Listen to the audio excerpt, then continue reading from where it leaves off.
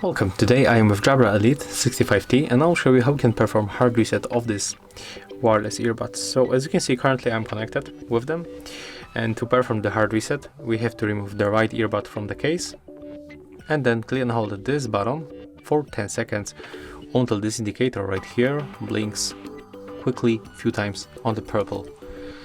So let's try to make it. Click and hold it right now and take a look on the indicator.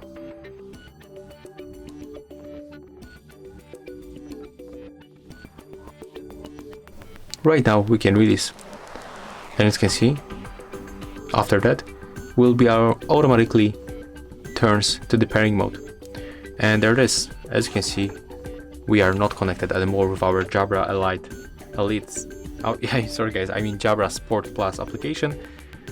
And when you go also for the boot settings, we are on pair with the Jabra.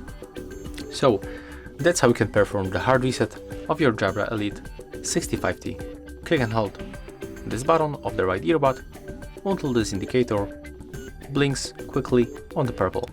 If you find this video helpful, remember to leave a like, comment and subscribe.